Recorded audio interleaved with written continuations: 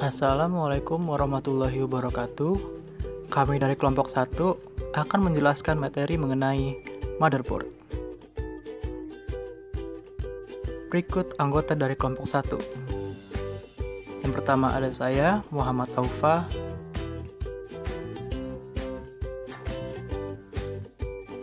Kita berdua akan membahas sejarah perkembangan motherboard, bagian-bagian motherboard, serta tata letak pada motherboard. Pertama-tama, apakah kalian tahu apa itu motherboard?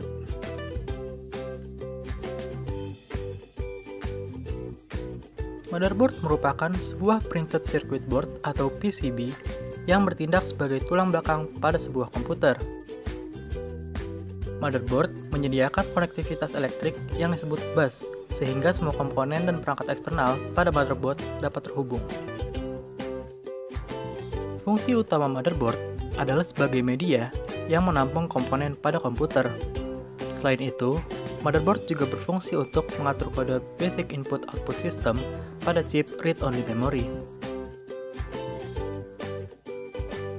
Motherboard juga memiliki kumpulan slot yang memungkinkan penggunaan komponen atau perangkat eksternal.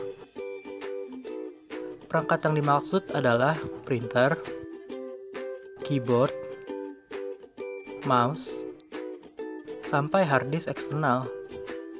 Perangkat-perangkat ini dapat dihubungkan ke komputer dengan menghubungkannya langsung ke motherboard dengan menggunakan port-port yang telah disediakan. Selanjutnya, kita akan membahas sejarah dari perkembangan motherboard.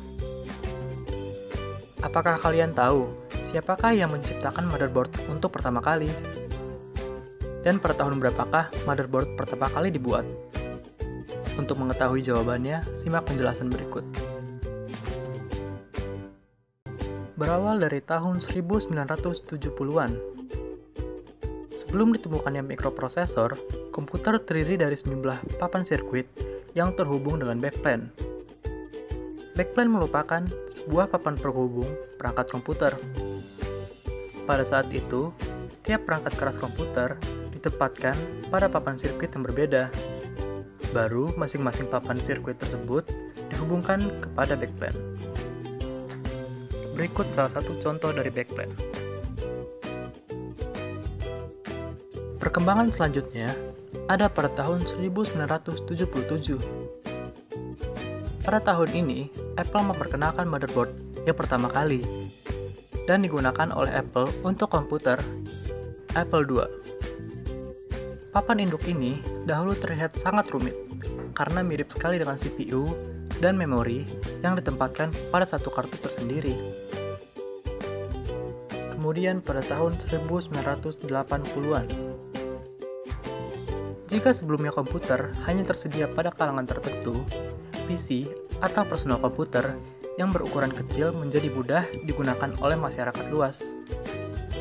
Hal ini dikarenakan pada tanggal 12 Agustus 1981, IBM memperkenalkan personal komputer pertamanya yang dinamakan IBM model 5150 bersama dengan motherboardnya.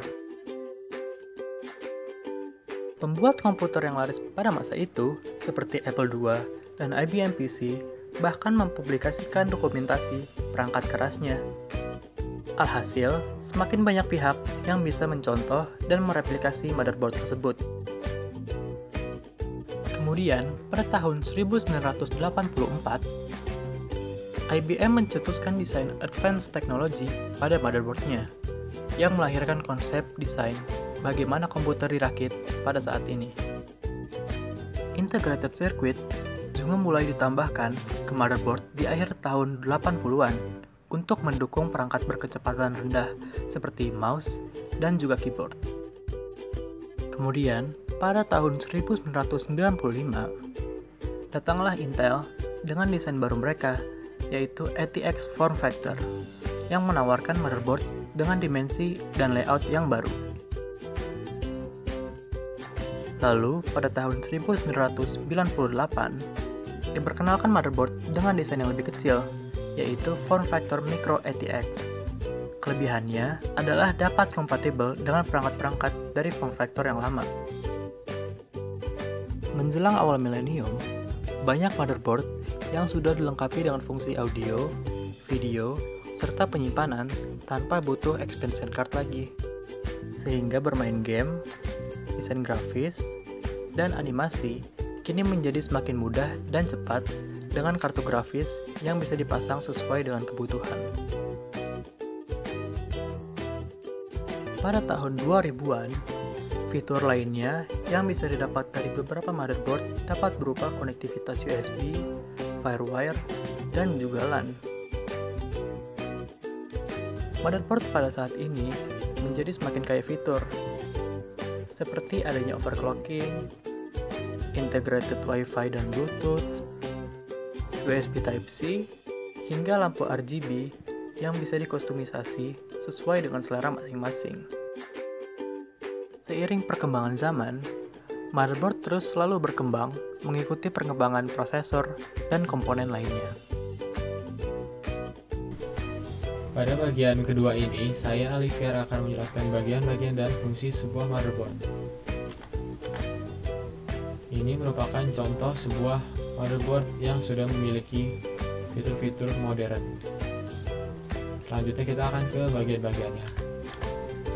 Yang pertama ada soket prosesor. Nah, soket prosesor ini fungsinya untuk tempat pemasangan prosesor. Nah, di soket prosesor ini kita juga bisa memasang perangkat pendingin prosesor seperti heatsink fan. Nah, soket motherboard ini dibagi-bagi lagi tipenya, misalnya ada yang Intel dan AMD. Nah, di Intel sendiri contohnya LG1151. Soket ini hanya mendukung prosesor Intel generasi 6 dan 7. Begitu juga dengan soket motherboard yang lainnya. Hanya mensupport prosesor generasi tertentu. Nah, yang kedua ada chipset. Chipset ini gunanya untuk mengintegrasikan beberapa komponen penting dalam motherboard. Pada motherboard modern, chipset ini hanya menjadi satu. Nah, ini merupakan contoh-contoh chipsetnya. Misalnya di soket LG1151 terdapat pilihan chipset yaitu ada H110, ada B250, ada Z270, C232, dan lain-lainnya. Nah, ini merupakan chipset jenis lama yang sudah tidak beredar. Terbagi menjadi dua, yaitu North Bridge dan South Bridge. Nah, North Bridge ini fungsinya untuk menghubungkan CPU, memori RAM, dan VGA card. Dan South Bridge fungsinya untuk menghubungkan perangkat-perangkat peripheral seperti PCI, CMOS baterai, I/O port, SATA HDD, USB connector, dan lain-lainnya ke North Bridge dan yang nantinya akan diproses oleh CPU. Berikutnya ada slot RAM. Fungsinya untuk tempat pemasangan RAM. Di motherboard ini juga memiliki jenis-jenis slot RAM yang berbeda, misalnya ada yang DDR3 dan DDR4. RAM DDR3 tidak bisa dipasangkan ke DDR4, begitu juga sebaliknya. Berikutnya ada port power connector. Nah, fungsinya ini untuk menghubungkan power supply dengan motherboard. Berikutnya ada voltage regulator module. Fungsinya untuk mengatur tegangan listrik yang digunakan oleh prosesor. Berikutnya ada slot IDE dan SATA. Pada motherboard terbaru sudah tidak lagi menggunakan slot IDE, hanya terdapat slot SATA.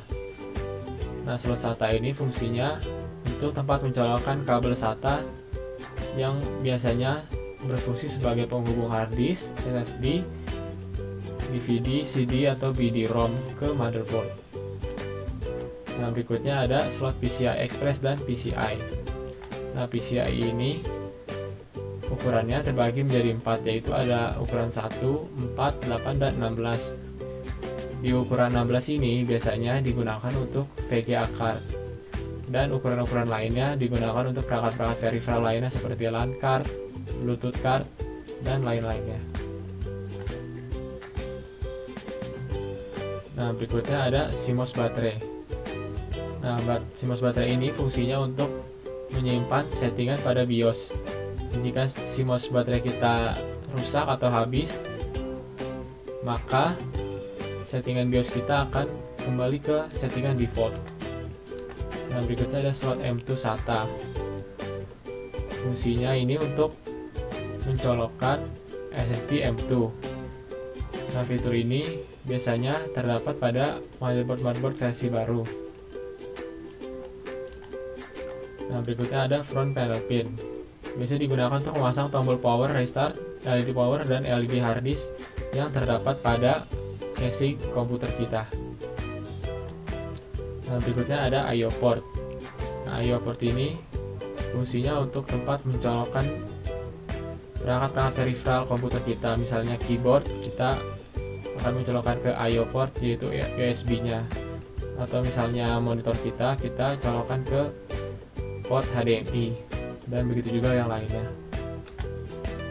Nah, pada berikutnya bagian ketiga, yaitu tata letak komponen pada motherboard. Yang pertama yaitu ada soket prosesor. Yang kedua ada chipset. Yang ketiga tempat slot RAM. Yang keempat yaitu power supply port. Yang kelima yaitu VRM. Yang keenam yaitu SATA port. Yang ketujuh yaitu PCI 16 atau slot VGA.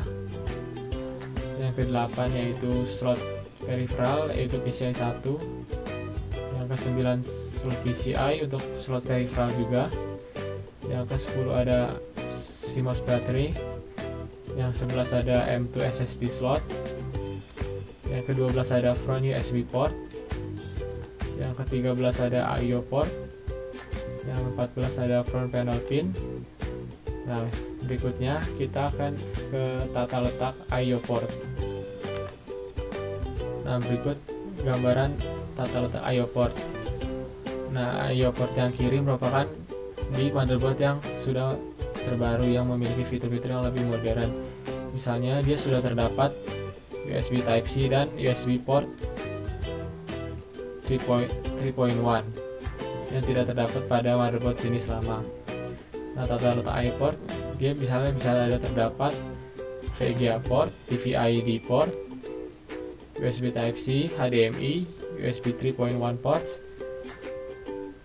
tempat untuk mencolok kabelan, USB 3.0 ports, dan tempat untuk mencolok kabel audio. Nah, berikut gambaran motherboard yang sudah terpasang komponen-komponen. Terima kasih telah menyaksikan video ini.